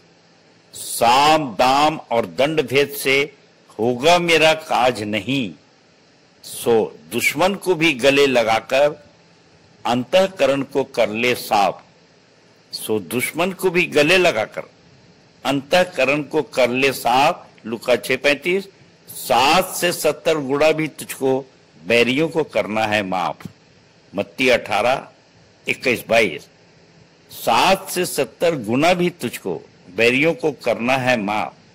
उसकाए जो पलटा लेने के लिए ऐसे ढोंगी राजनीतिज्ञों से भाग। ये सोने वाले जाग और मुर्दों में से जी उठ, तब मसीह की ज्योति तुझ में चमकेगी। सो प्रियो, विरोधी चारों ओर से करेगा नर्वस, विरोधी चारों ओर से करेगा नर्वस। आप सब प्रकार के तीरों से भरा रखिए, आप सब प्रकार के तीरों से भरा रखिए अपना तरकस। इफिसियों 6:16। और इस प्रकार से आचार्य भाई ने बहुत ही अच्छे ढंग से समझाया कि आप अपना काम करते रहिए, हल्ला करने वाले करते रहेंगे। आप सब बहुत सारी बातें जानते हैं, पर मैं 4 संदर्भ आपको बता रहा हूं जिसके अनुसार यीशु मसीह को जब भी इस प्रकार से लोगों ने घेरा तो कैसे उनके बीच से वो अंतर ध्यान होता था, कितना सिद्ध था, इसका आप लोग खुद भी अंदाज लगा सकते हैं। लूका 4:30 पे, यूहन्ना 8:59 पे, और 10:39 पे, और 7:10 पे। ये 4 संदर्भ मैंने दिया है, इसकी स्टडी कर लीजिए। और हमेशा इस बात के लिए सतर्क रहिए कि आपको नाना प्रकार से नर्वस किया जाता है, परंतु आप अपने काम में इतने मशगूल रहिए, अपने ये मत देखिए कि समस्या बहुत बड़ी आ गई है, परंतु ये देखिए कि हमारा परमेश्वर कितना बड़ा है। और अगर ऐसा आप सोचेंगे तो निश्चित रूप से हर एक समस्या का समाधान आप न केवल स्वयं करेंगे, बल्कि आपके चेलों के लिए, आपके साथ दूसरे जो आ रहे हैं उन सब के लिए भी बहुत अच्छा मार्गदर्शन आप मार्गदर्शक आप बन सकते हैं। भाई को, आचार्य पंडित चंद्रशेखर तिवारी जी को परमेश्वर बहुतायत की आशीष दे। और अब प्रियो, मैं अपने संदेश के विषय में कुछ चर्चा कर लूं कि पिछले सप्ताह मैंने रोमियो 15:1-33 पे बोला था, और जिसमें पौलुस ने अपने आप को अन्य जातियों का सेवक मसीहा और मसीहा के ज्ञान से अवगत कराने वाला, ज्ञान आचरण से अवगत कराने वाला बताया। और एक आनंद की बात, एक अच्छी बात जो उसने कहा, मुख्य पद 12, कि एक जड़ फूट निकलेगी। और मेरे और आपको सबको मालूम है कि यीशु मसीह के लिए भी यही शब्द यशायाह ने भविष्यवाणी किया था कि यीशई की ठूठ से निकली जो डाली, दाऊद का वंश उसमें छाया, मेरा यीशु मसीह आज आया। ये कविता की लाइन है। सो मेरे प्रियो, ये जड़ का फूटने का सिलसिला, जड़ के फूटने का सिलसिला अभी खत्म नहीं हुआ है, पौलुस ने बताया। और यदि मैं और आप अपने व्यक्तित्व को देखें तो आज हम सब वैसे ही हैं, एक ठूंठ की तरह थे। बड़े ध्यान से देखिए, मेरा भी जीवन क्या था, कुछ भी उसमें आशा नहीं थी, परंतु शाऊल को पौलुस बनाने वाला, तो ये ठूंठ से अपने लिए फल उत्पन्न करने वाला परमेश्वर अद्भुत युक्ति करता हमारे साथ है। और इसलिए जैसा कि 15:1 और 2 पद पढ़ा गया था कि बलवानों को चाहिए कि निर्बलों की निर्बलताओं को सहें। सो मेरे प्रियो, यदि आप ज्यादा जानकार हो जाते हैं, ज्यादा ज्ञानी हो जाते हैं, पवित्र आत्मा की शक्ति प्राप्त कर चुके हैं, बहुत सी शक्तियां प्राप्त कर चुके हैं, तो इसका मतलब ये नहीं है कि निर्बलों को दबाएं और अपने अधीनस्थ करें, कोई भी चीज के लिए विवश करें, जबरदस्ती करें कि नहीं हमारे विचारों को मानो। और मैं बिल्कुल खुल के बताना चाहता हूं कि जितने भी प्रकाशन दर्शन मैंने बोर्ड में लिखा हूं, मैंने कभी किसी को दबाया नहीं, शुरू से लेकर हमेशा उनसे सहमति चाहिए कि आप बताइए कि आप इससे एग्रीड हैं कि नहीं, और नहीं है तो हम चर्चा करेंगे, समझाएंगे, आगे आपकी मर्जी।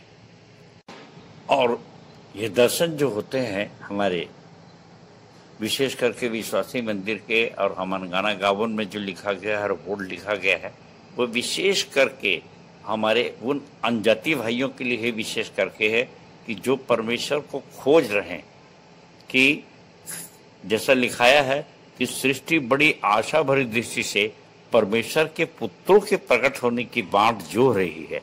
और अभी इस वक्त के लिए मैं आपको बताऊं कि जबकि ये खैर जो अभिवचन पढ़ा है रोमियो 8:19 का है, और इसके अनुसार हमारे लिए आवश्यक है कि आज जबकि हम महासभाओं में सौंपे जा रहे हैं, बहुत लोगों के नाम नहीं बताना चाहता, मगर सब जगह की स्थिति यही है, आप बिल्कुल प्रार्थना में लगे रहिए।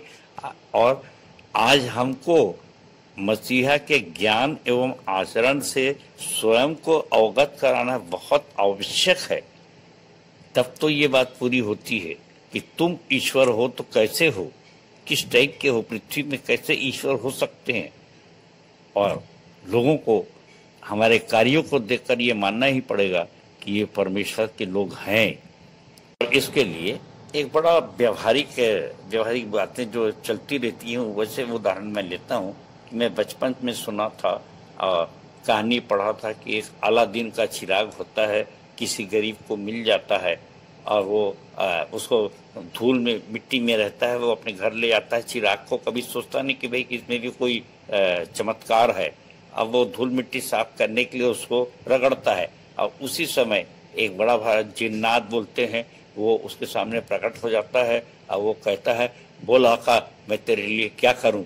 और वो पहले तो घबराता है, तो समझाता है मैं आपका सेवक हूं, ये चिराग को घस के जो भी कुछ मांगेगा तो मुझको देना ही पड़ता है।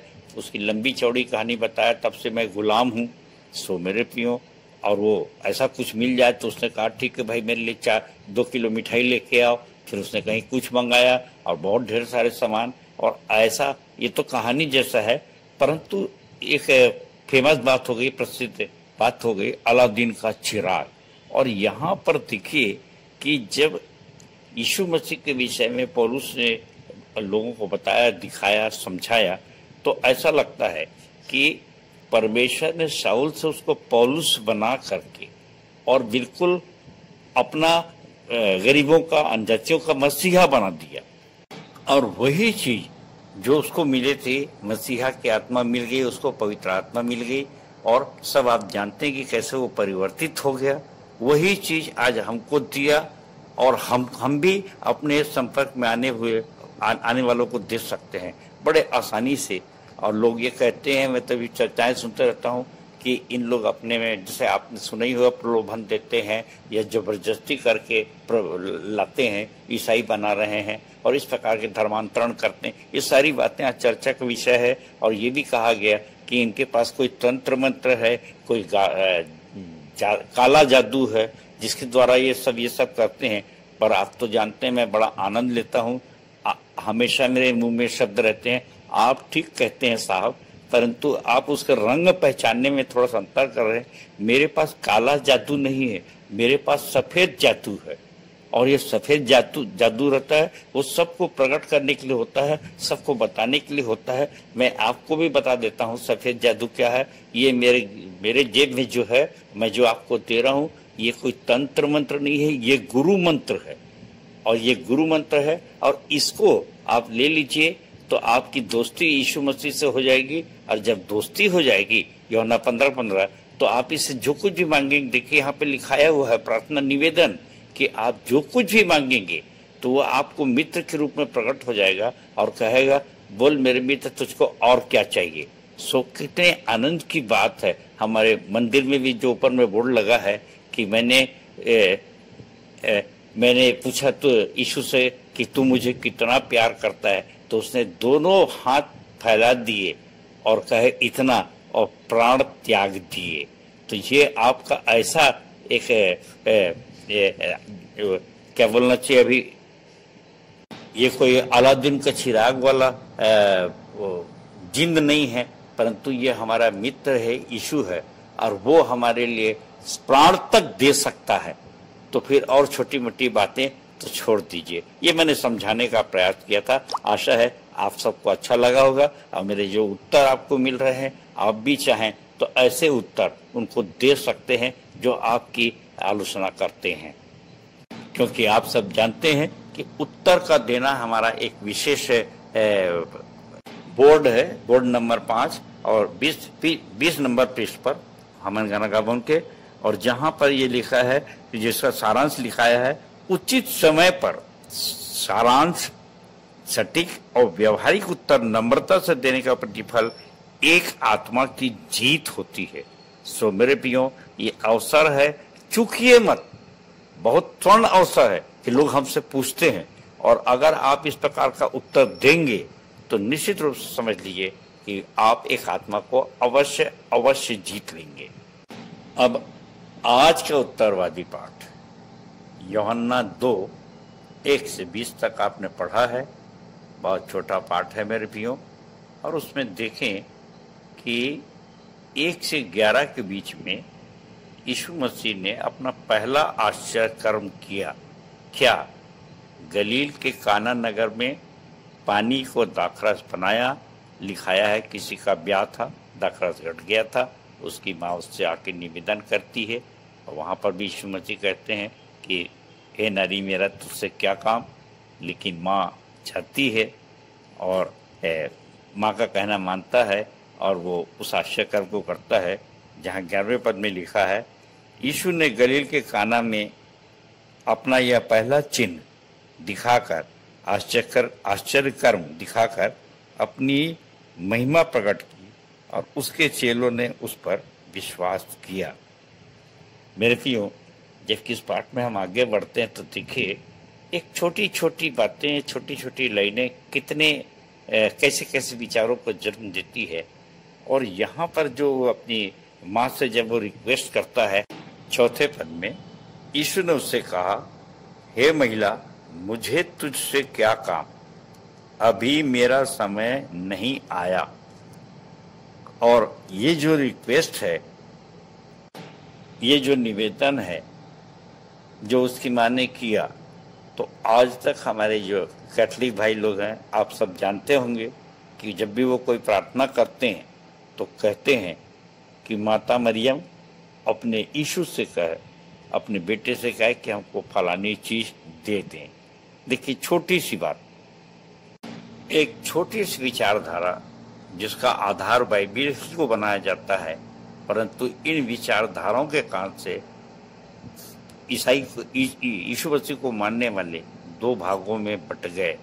और उसके लिए अपनी अपनी बातों को रखने के लिए, मनवाने के लिए और अपने दर्शन को सही ठहराने के लिए कितने मार काट हुए हैं पूरे विश्व में कि ये प्रोटेस्टेंट हैं और ये कैथलिक हैं, और आज तक वो विवाद है मेरे प्रियो। इसलिए अपने विचार पे एकचित होकर स्थिर रहना बहुत बहुत बहुत बहुत आवश्यक है। और 11वें पद में यीशु ने कहा, यीशु ने गलील में काना में अपना ये पहला चिन्ह दिखाकर अपनी महिमा प्रकट की और उसके चेलों ने उस पर विश्वास किया। ये आपके सामने पढ़ा गया था मेरे प्रियो। 13 से 17 पद में अगर आप आएंगे तो वहां पर लिखा है उसने मंदिर की सफाई की, और हम सब जानते हैं उसने कहा मेरे पिता को के घर को तुमने व्यापार का घर बना डाला है। ये 17वें पद में देखिए लिखा है कि तेरे घर की धुन मुझे खा जाएगी। 15वां पद आपके लिए पढ़ देता हूं। और रस्सियों का कोड़ा बनाकर सब भेड़ों को और बैलों को मंदिर से निकाल दिया और सर्राफों के पैसे बिथरा दिए और पीढ़ों को उलट दिया।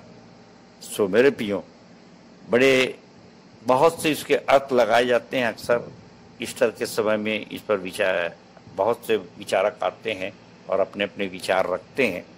सो आज का जो ज्वलंत प्रश्न है वो यही है कि आज मंदिर किन कारणों से गंदा है, कौन सा व्यापार वहां पे चल रहा है या जो नहीं चलना चाहिए, और इस पर हम बिना आलोचना किए क्या समझें। पर सब जानते हैं कि हाँ, कई विचारधारा के लोग जब वहां पे जुड़ जाते हैं और आपस में लड़ाई झगड़ा होता है तो आप बताइए क्या वो शुद्ध मंदिर कहलाएगा, क्या साफ सुथरा कहलाएगा।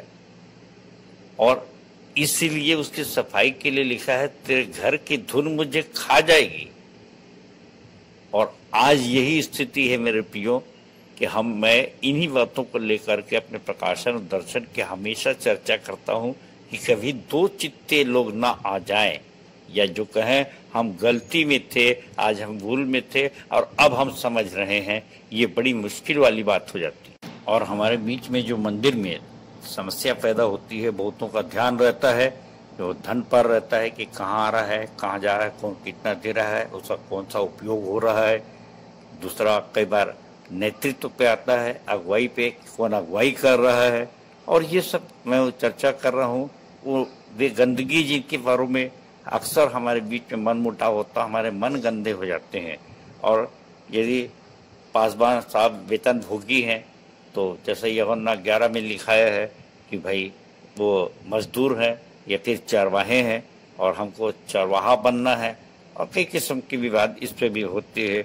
और हम सबको मालूम है कि यीशु मसीह की दिनचर्या कैसी थी कि वो तड़के मंदिर पहुंच जाते थे और लोग भी आते थे, तड़के आ जाते सवेरे प्रतिदिन, और लोग उनकी सुनना चाहते थे। तो मेरे प्रियो, ये साफ सफाई का जो मंदिर के सफाई का जो काम है वो ऐसा नहीं कि एक दिन किया और एक हफ्ते के बाद आएंगे, नहीं। हमारे अंदर तो मन का मंदिर है और जिसमें वो रहता है आज के समय में, और उसकी सफाई तो प्रतिदिन चाहिए। जैसे हम प्रतिदिन नहाते धोते हैं, ब्रश करते हैं, हर चीज सफाई करते हैं, वैसे प्रतिदिन की सफाई आज आवश्यक है। और इसलिए उसने कहा कि तेरे घर की धुन मुझे खा जाएगी। सो मेरे प्रियो, हमको भी चाहिए कि उसी धुन में हम अपना समय व्यतीत करें, अधिकांश समय। परंतु ये कटु सत्य है, मैं और आप जानते हैं कि हम अपने अन्य आवश्यकताओं में इतने व्यस्त हो गए हैं कि हमको इन आवश्यकताओं के लिए कि हमको मन की सफाई करना है, जबकि हम गाना भी गाते हैं, मन मंदिर में बसने वाला यीशु तू है निराला। तो जब मन गंदा है तो कैसे उसमें प्रवेश करेगा, पवित्र आत्मा आएगी कैसे? ये हमारे लिए एक बड़ा विकट प्रश्न है, आज के समय में ज्वलंत प्रश्न है। सो आइए हम भी मंदिर की सफाई में अपने प्रभु यीशु मसीह का हाथ बटाएं, खुद शुद्ध रहें और दूसरों को भी शुद्ध विवेक से सोचने वाला बना सके। और फिर देखिए 18 से 22 के बीच लोग कह देते हैं कि अब कौन सा चिन्ह तू दिखाता है तू कैसे परमेश्वर का पुत्र है। उसने एक ही बात कहा जो उसने योना के सल्ले भी कहा था कि इस मंदिर को ढा दो, मैं 3 दिन में फिर से खड़ा कर दूंगा। लोग बाद में समझे जब वो मुर्दों में से जी उठे। सो मेरे प्रियो, आज भी हमको आज ही अपनी बात को नहीं मनवाना है, एक समय का इंतजार भी करना है। सो प्रियो, मेरे साथ तो ऐसा हुआ कि जब मुझको हार्ट अटैक आया तो मेरे ही प्रियो ने भी और बहुत दूर के भी लोग थे जो मेरे विरोधी थे, वे सब इस बात को स्वीकार किए कि पहले तो हम आपकी बात पर नहीं विश्वास करते थे कि आपके पर कोई ईश्वरीय शक्ति है, लेकिन जब से ये हार्ट अटैक आया और आपने 1 महीने के अंदर 1.5 महीने के अंदर अपनी चंगाई की गवाही दी और आज हम देख रहे हैं 17 साल से आप कैसे चुस्त दुरुस्त चल रहे हैं, परमेश्वर का काम कर रहे हैं, तो निश्चित रूप से अब इसमें कोई संदेह की कारण ही नहीं बनता। अब प्रियो, आखिरी बात जो है वो 23 से 25 के बीच में है और जहाँ इस प्रकार से लिखाया है कि जब वो यरूशलेम में फसह के समय पर्व में था तो बहुतों ने उन चिन्हों को जो वह दिखाता था देखकर उनके नाम पर विश्वास किया, परंतु यीशु ने अपने आप को उनके भरोसे पर नहीं छोड़ा, क्योंकि वह सबको जानता था और उसे प्रयोजन न था कि मनुष्य के विषय में कोई गवाही दे, क्योंकि वह आप ही जानता था कि मनुष्य के मन में क्या है।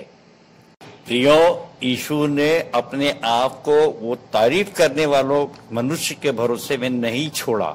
आज भी मनुष्य तो मनुष्य है, आज विश्वास कर रहा है, आज वचन दे रहा है। व्यवस्था विवरण 8:2 उसका प्रमाण है कि उसने कहा कि स्मरण रख कि तेरा प्रभु परमेश्वर तुझको इसलिए जंगल में लिए फिरा कि तुझे नम्र और दीन बनाए, आगे आदि आदि। सो मेरे प्रियो, अगर कोई तारीफ भी करे तो पूरा भरोसा मत करिए।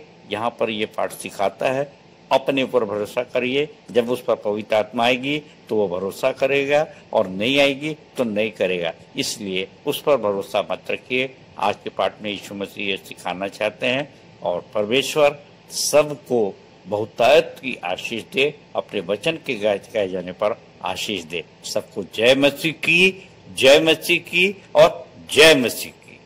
धन्यवाद। उत्तरवादी पाठ पर सुंदर संदेश के लिए हम अपने संचालक जी को बहुत बहुत धन्यवाद देते हैं, जिन्होंने उत्तरवादी पाठ पर संक्षिप्त संदेश हमारे बीच में रखे कि यीशु मसीह जिस तरह से अपने चेलों को सिखाते थे उसी तरह से आज भी परमेश्वर ने विश्वासी मंदिर में अपने लोगों के लिए एक दास नियुक्त किया है, जो आज हमें भी उस जीवन के मार्ग को सिखाते हैं ताकि हमें भी ठोकर ना लगे और हम भी आगे बढ़ते जाएं और भी आगे बढ़ते जाएं, जिससे परमेश्वर की महिमा हो। हम अपने संचालक जी का पुनः हम धन्यवाद करते हैं। तालियां।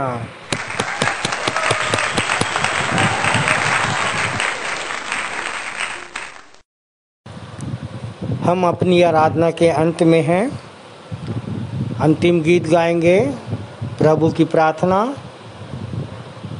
और आशीष से आज की सभा का समापन करेंगे। तो हम गीत गाने के लिए निकाल लेंगे स्तुति के गीत से 102 नंबर, मैं यीशु के साथ नूर में चलूँगा। इसके पश्चात अंतिम प्रार्थना करने में अगुवाई करेंगे हमारे सहायक आचार्य भाई प्रवीण जैसल।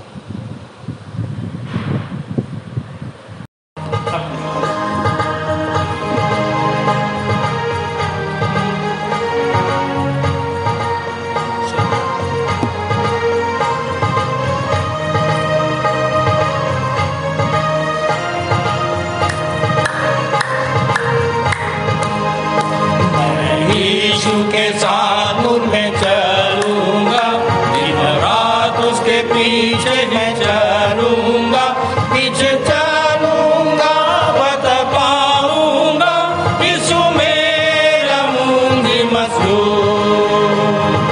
चलते चलते नूर में यीशु के साथ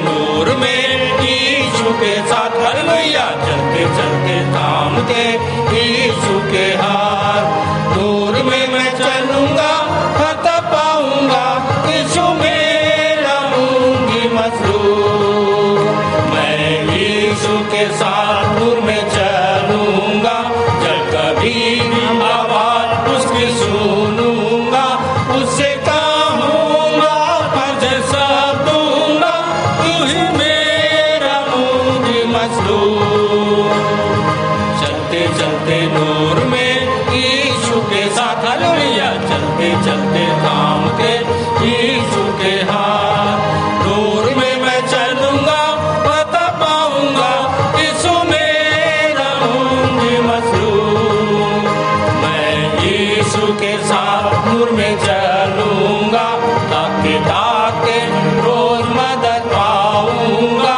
रंज या खुशी हो या नजदीक मौत हो यीशु मेरा होंगी मसरूर चलते चलते नूर में यीशु के साथ हालेलुया चलते चलते थामते यीशु के हाथ नूर में मैं चलूंगा फतह पाऊंगा यीशु मेरा होंगी मसरूर मैं यीशु के साथ नूर में चलूंगा अपनी आंख उसकी तरफ लगाऊंगा हाथ में ले सलीब झंडा है अजीब यीशु मेरा होंगी मसरूर चलते चलते नूर में यीशु के साथ हालेलुया चलते चलते थामते यीशु के हाथ नूर में मैं चलूंगा फतह पाऊंगा यीशु मेरा होंगी मसरूर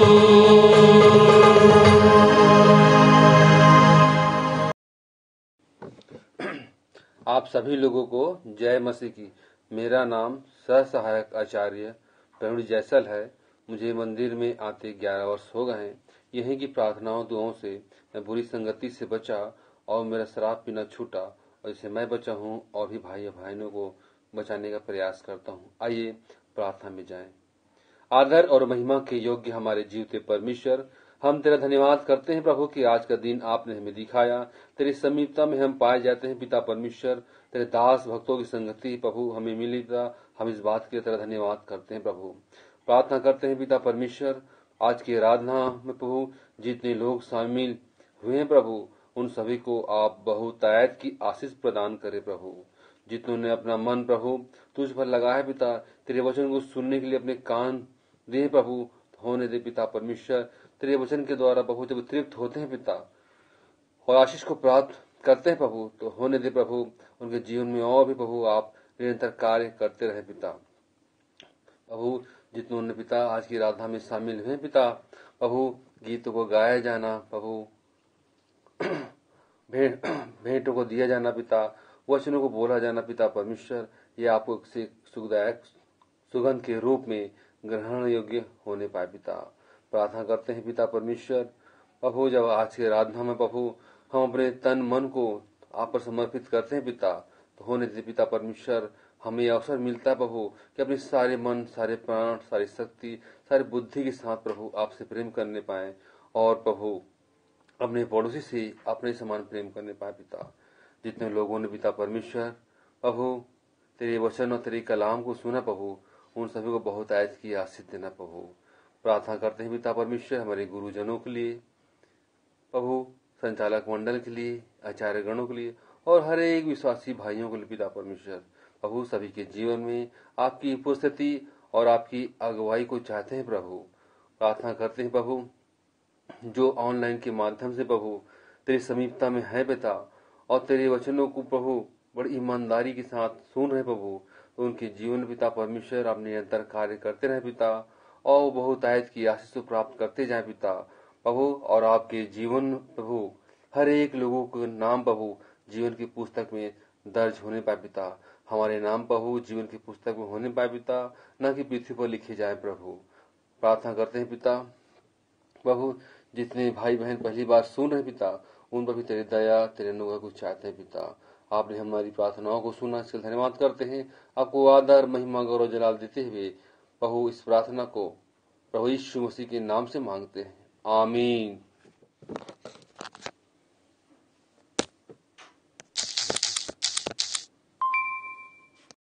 हे हमारे पिता, तू जो स्वर्ग में है, तेरा नाम पवित्र माना जाए, तेरा राज्य आए, तेरी इच्छा जैसे स्वर्ग में पूरी होती है वैसे ही इस पृथ्वी पर भी पूरी हो।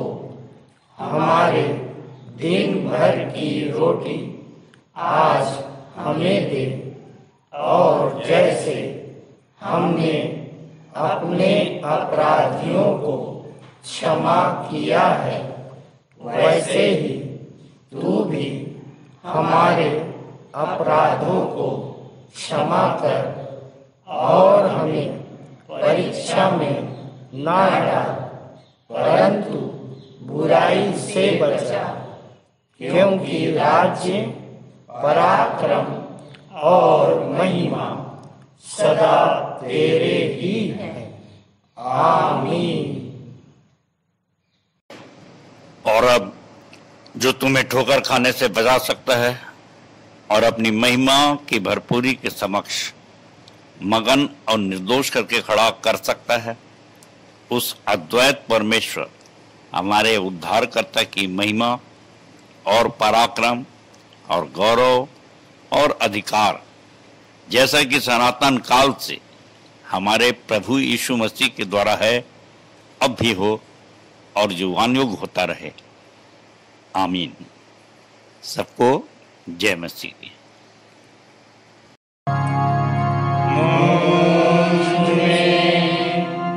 यीशु की शोभा दिखाई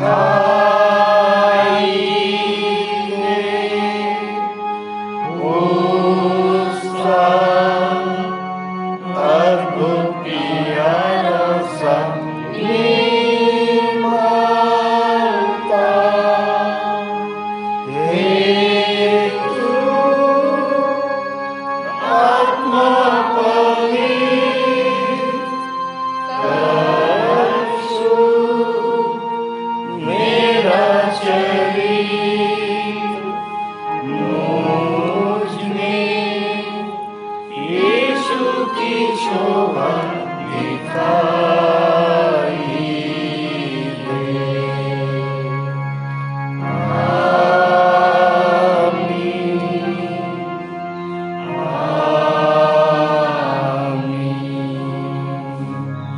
सबको जय मसीह की।